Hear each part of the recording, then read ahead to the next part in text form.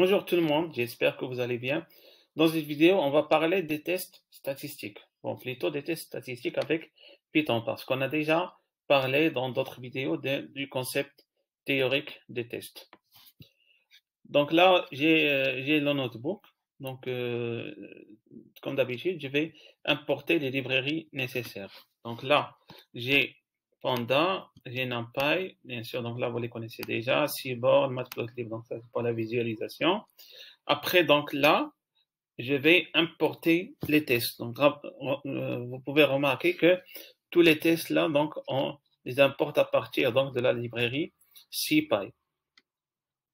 Donc, je vais juste là donc rappeler l'utilisation de chaque test. Donc là, j'ai t-test. Donc là, c'est juste pour un échantillon. Donc là, ce genre de test est utilisé pour une variable quantitative. Là, donc, j'ai le F1Y, c'est pour le ANOVA, un facteur. Donc, là, ce genre de test est utilisé pour étudier la corrélation entre une variable quantitative et une variable qualitative. Là, j'ai le key de contingency. Donc, là, pour créer la table de contingence, donc, lorsqu'on veut étudier la corrélation entre deux variables qualitatives. Et là, donc, j'ai le test de Key2 donc, pour étudier la corrélation entre deux variables qualitatives. Et là, à la fin, donc, pour calculer le coefficient de Pearson, donc, pour voir la corrélation entre deux variables quantitatives. Bon, j'ai essayé d'étudier toutes les combinaisons possibles donc que vous allez rencontrer, bon pas toutes, mais en tout cas donc la plupart donc des situations auxquelles vous serez confrontés. Bon, pour la base de données qu'on va manipuler, donc c'est la base de données que j'ai déjà utilisée dans la vidéo précédente. Donc c'est une base de données qui contient la taille et le poids de plusieurs personnes. Donc là que j'ai trouvé sur Kaggle. Donc là je laisse encore une fois donc là le lien. Au niveau du notebook, n'oubliez pas donc que vous pouvez récupérer le code donc utilisé ici donc au niveau de mon profil GitHub. D'ailleurs, je vais vous laisser le lien au niveau de la description de la vidéo. Non, donc, bon, là j'exécute cette importation là. Voilà, donc là c'est en cours d'exécution. Très bien, et j'importe la base de données. Voilà, donc ici j'ai la base de données ici. Voilà, donc la base de données contient 4 colonnes. On a gender et BMI, donc là c'est des variables qualitatives, et height, weight, donc ça c'est des variables quantitatives. Là je vais juste connaître donc les valeurs uniques donc de chaque colonne. Donc j'utilise là la méthode NUnix, donc vous pouvez remarquer. Donc là gender, donc ça contient deux valeurs, donc on a male et female. Après donc BMI, donc là donc on a quatre valeurs. Et pour la taille et le poids, donc on a 10 000 valeurs. Ça veut dire qu'il n'y a pas de valeurs manquantes. D'ailleurs, on a déjà vu ça dans la vidéo précédente. Voilà, donc on passe au premier test, donc le test d'une variable quantitative. Donc, quelle est la variable quantitative qu'on va manipuler ici? Donc, on a choisi d'étudier c'est-à-dire la taille. Donc là, je peux calculer la moyenne donc, de cet échantillon. Voilà, donc la moyenne, c'est 1,68. Donc, l'objectif de ce test, c'est de faire un test statistique qui va c'est-à-dire vérifier si la taille de notre échantillon, c'est-à-dire là, donc ce 1,68, est-ce qu'il est correct par rapport à la population. Donc là, on suppose que la taille a une distribution normale.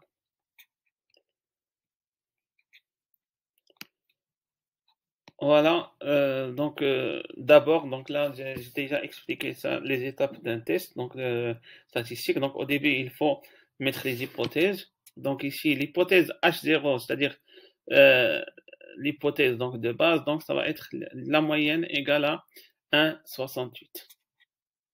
D'ailleurs, j'ai déjà expliqué donc là la notion d'hypothèse nulle et l'hypothèse H1 dans une autre vidéo. Je vais laisser également là le lien au niveau de la description. Donc H0, donc la moyenne égale à 1,68, c'est-à-dire là, donc cette taille est bien la taille de la population, et H1, donc la moyenne est différente donc de 1,68.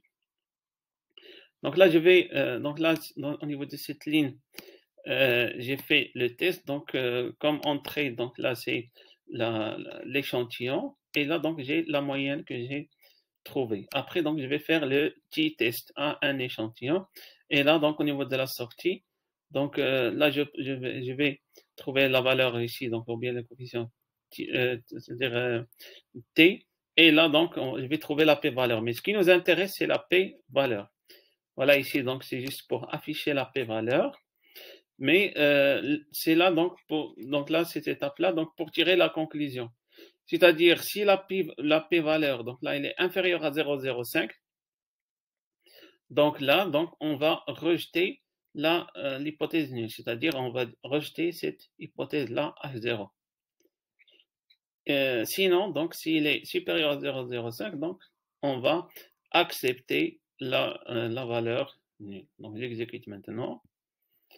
Et voilà, donc là, j'ai trouvé une valeur, une p-valeur qui est vraiment inférieure à 0,05. Donc là, on va rejeter l'hypothèse nulle, c'est-à-dire la moyenne est différente donc de 1,68. Bon, là, donc, ce qu'il faut faire, c'est soit trouver donc une autre moyenne, donc soit bien sûr travailler sur un autre échantillon. Donc là, donc, c'est les choses donc pour améliorer donc le test ou bien pour explorer davantage. Donc voilà, donc ça c'est pour le test d'une variable quantitative. Maintenant, on va voir la corrélation entre une variable quantitative et une variable qualitative. Donc là, on a dit qu'il s'agit du test ANOVA. Donc, on veut savoir est-ce qu'il y a une relation, ou plutôt une corrélation entre l'indice BMI et le poids. Donc, comme d'habitude, je commence par l'hypothèse H0 et H1. Donc, H0, donc je vais dire pas de relation entre l'indice BMI et le poids. Et ce qu'on veut c'est-à-dire prouver ou bien tester, donc là c'est l'hypothèse H1. Donc il y a une corrélation entre le poids et l'indice BMI. Donc là on a le code, donc je vais juste prendre les deux variables qui m'intéressent, donc c'est-à-dire weight et BMI. Et là je vais construire les groupes. D'ailleurs je vais vous montrer là le résultat. Donc les groupes, c'est-à-dire, j'ai mis ici par exemple les groupes des gens obèses. Donc là, vous voyez déjà le poids, donc c'est vraiment c'est un poids élevé. Donc on a donc 95, 89, etc. Après, donc là, on a le groupe là avec un indice BMI normal. Donc là, vous voyez donc comment évoluent les poids. Et là, donc, overweight, donc là, vous allez en surpoids. Donc, vous voyez ici comment on a les poids. Et en underweight, donc, vous voyez ici les poids. Donc, c'est vraiment 36, 41, etc. Donc, là, à première vue, déjà, on voit que, c'est-à-dire la répartition des poids, donc, elle est impactée, ou bien elle est corrélée à l'indice BMI. Donc, ce qu'on peut dire déjà sans faire le test. Mais nous, on va essayer de faire le test. Voilà, donc le test, bien sûr, on va utiliser le F1way, donc on a déjà importé à partir de CPy.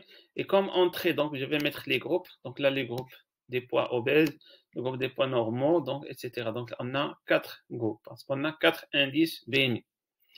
Et là, donc en sortie, donc j'aurai le facteur F et j'aurai la P-valeur. Donc, mais ce qui m'intéresse ici, c'est la P-valeur. Donc là, je vais juste l'afficher et faire un test sur la valeur de P, c'est-à-dire si elle est inférieure à 0,05. Donc, on va rejeter l'hypothèse nulle. Donc, c'était quoi l'hypothèse nulle déjà? Donc, c'était pas de relation entre BMI et poids. Donc, on va voir là, on va voir. Voilà, donc on a trouvé donc relativement 0. Donc là, on rejette l'hypothèse nulle. Donc, il y a effectivement une corrélation entre l'indice BMI et le poids. Voilà, donc ça c'est pour la corrélation entre une variable quantitative et une variable qualitative. Maintenant, je vais explorer, c'est-à-dire deux variables qualitatives. Donc, les variables qualitatives que je vais explorer, donc le sexe et l'indice BMI. C'est-à-dire, est-ce qu'il y a une corrélation entre le sexe et l'indice BMI? C'est-à-dire, Est-ce que, par exemple, les femmes, en gros, sont plus gros que les hommes ou bien vice-versa? Donc là, ce que je vais faire d'abord, donc je vais tracer un tableau de contingence. C'est quoi le tableau de contingence? Donc, c'est ce que vous avez ici. Comme un tableau croisé, d'ailleurs, ici, vous pouvez utiliser le pivot table ou bien cross tab, donc c'est comme vous voulez. Donc là, j'ai female, j'ai male, et là, donc j'ai normal, obésité, overweight, underweight. Donc là, c'est-à-dire les différents indices, et là, donc les deux sexes. Donc là, on voit déjà la répartition, par exemple, ici au niveau normal.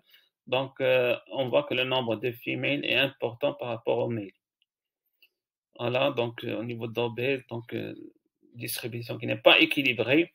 D'ailleurs, là, vous voyez qu'il y a déjà une différence entre les répartitions entre les hommes et les femmes. Donc là, donc j'ai le tableau de contingence. Ce que je peux faire également, c'est le tracer ça, donc de visualiser ça pour voir de façon plus claire, c'est-à-dire la répartition. Voilà. Donc là, j'ai tracé donc un diagramme en bâton, donc pour voir la répartition donc selon les différents indices. Et vous voyez ici par exemple pour overweight, donc là la partie orange, donc ça c'est les hommes. Donc les hommes sont en surpoids donc par rapport aux femmes. Et là donc dans l'indice normal, donc on trouve là donc que les femmes sont, il y a plus de femmes que d'hommes. Voilà donc on peut voir à partir de ce visuel qu'il y a une corrélation, mais on va essayer de faire le test statistique. Donc là, H0, donc mon hypothèse nulle, donc c'est-à-dire pas de relation entre l'indice BMI et le sexe, et là donc H1, donc il y a une relation entre, c'est-à-dire l'indice et le sexe.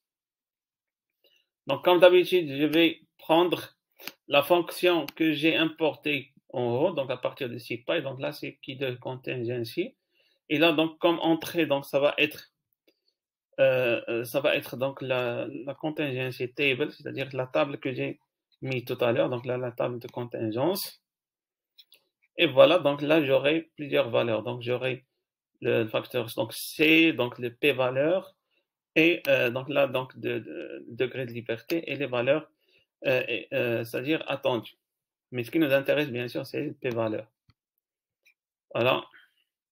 Donc, c'est 0. Et là, donc, puisque c'est 0, donc on va rejeter H0, donc, et on va garder H1. Donc, H1, donc, il y a une relation entre BMI et gender. Voilà. Donc, là, j'ai pas fait le if. Donc, bien sûr, donc, je vous laisse le soin de le faire.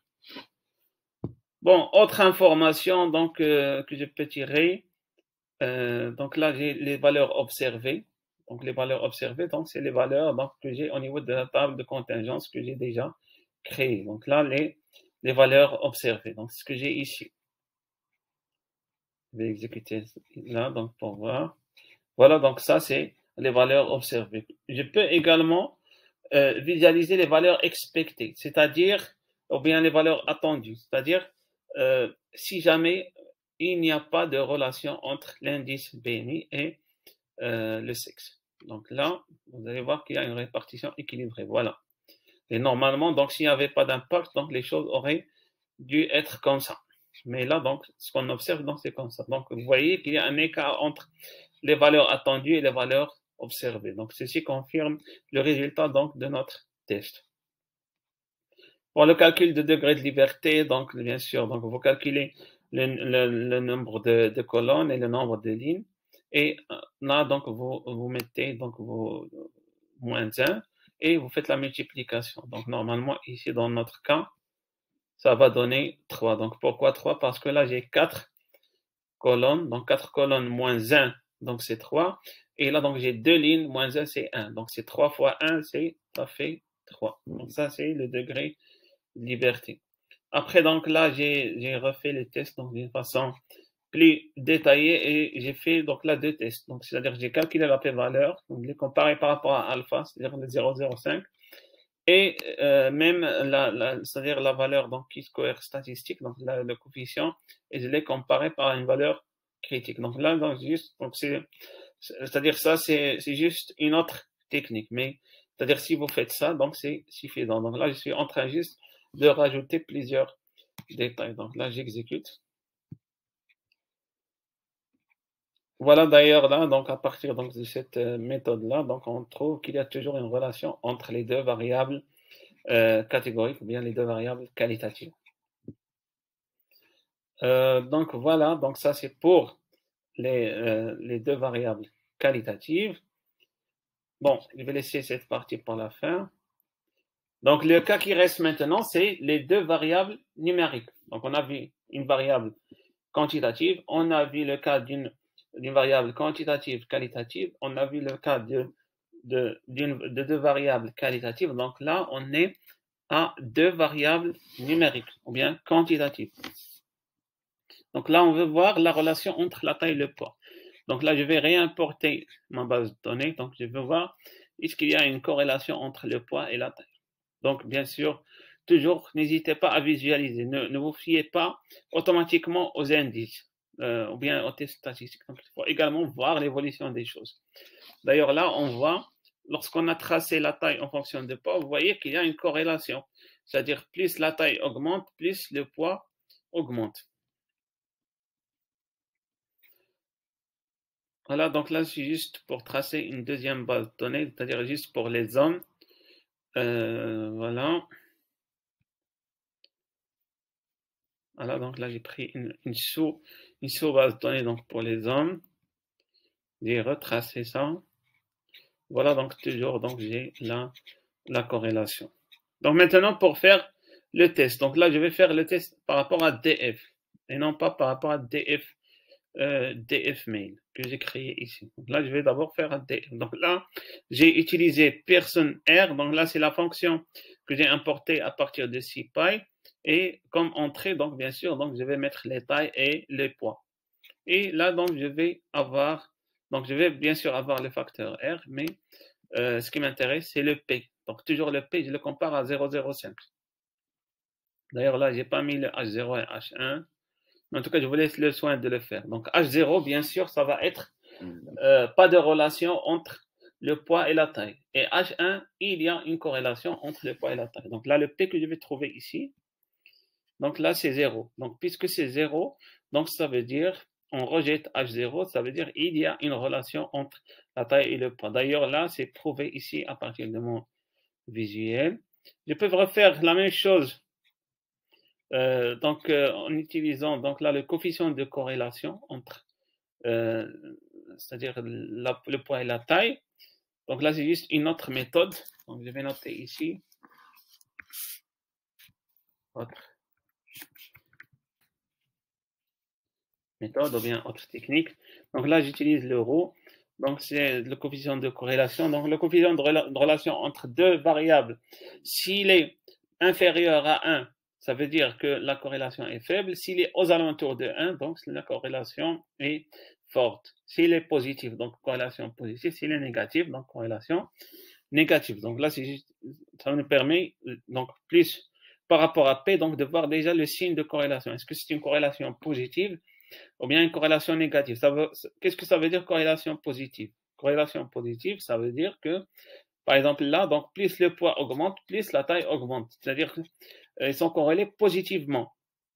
Négativement, donc si cette répartition était comme ça, c'est-à-dire par exemple lorsque le poids augmente, la taille diminue par exemple. Donc c'est là où on parle de corrélation négative. Mais dans notre cas ici, donc vous voyez que la corrélation est positive.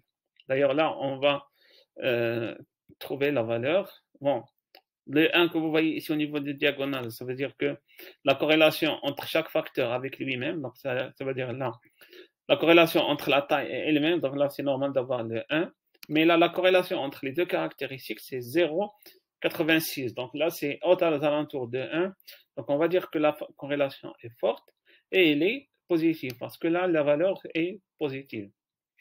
Voilà, donc c'est tout ce qu'on peut dire par rapport au test. Donc on a vu plusieurs tests ici au niveau de cette vidéo. J'espère qu'elle était utile pour vous. Je vous remercie et à la prochaine.